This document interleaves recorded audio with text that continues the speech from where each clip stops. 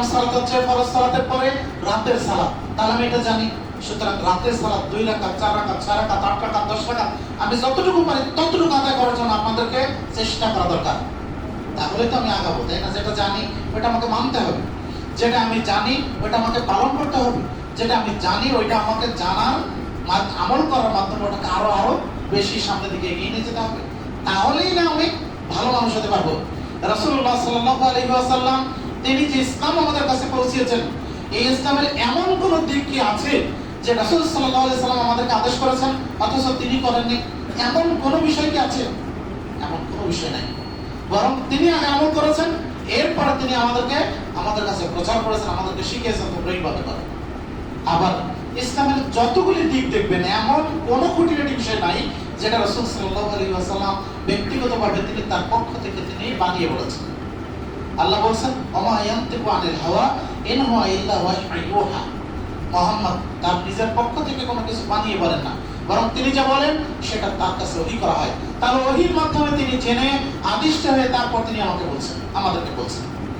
সুনান তিরমিজির 145 নম্বর হাদিস, 145 আনাস রাদিয়াল্লাহু আনহু বলেন রাসূলুল্লাহ সাল্লাল্লাহু আলাইহি ওয়াসাল্লাম ওযু করলেন, এরপর তিনি এক চিল্লো পানি নিলেন, আর পানি নিয়ে তিনি তার থুতনির নিচ থেকে দিলেন, দিয়ে তিনি তার দাড়ি খেলাপ করলেন, এরপরে বললেন হাকাযা আমারনি রব্বি, এইভাবেই আমার রব আমাকে আদেশ করেছেন।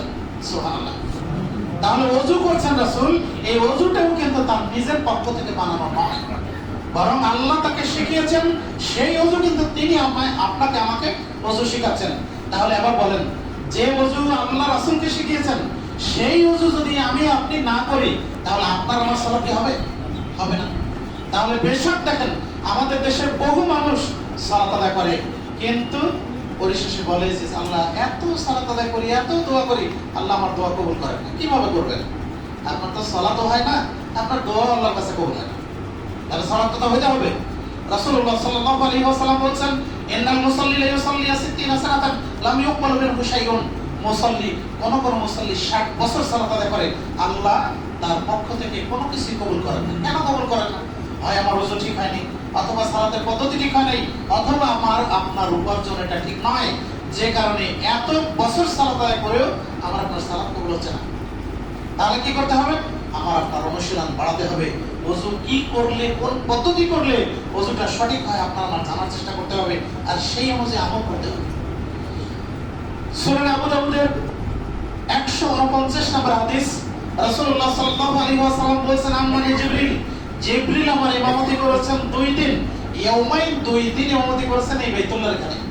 এই বাইতুল্লাহর কাছে জিবরিল আমার 2 দিন ইমামতি করেছেন। প্রথম দিন 5 ওয়াক্ত সালাত আদায় করার পর তিনি চলে গেলেন, দ্বিতীয় দিন এসে 5 ওয়াক্ত সালাত আদায় করালেন। এরপরে তিনি বললেন ইয়া মুহাম্মদ, তোমার উম্মতের সালাতের সময় হচ্ছে এই 2 ওয়াক্ত, এই 2 দিনের সালাতের মাঝামাঝি, অর্থাৎ এই 2 ওয়াক্ত সালাতের মাঝখানে হচ্ছে তোমাদের উম্মতের সালাতের সময়। তাহলে বলেন তো জিবরিল আলাইহিস সালাম কি শুধু মুহাম্মদ সাল্লাল্লাহু আলাইহি ওয়াসাল্লামকে সালাতের সময় জানানোর জন্য আসলেন? এই সালাত জানানোর জন্য, সময় জানানোর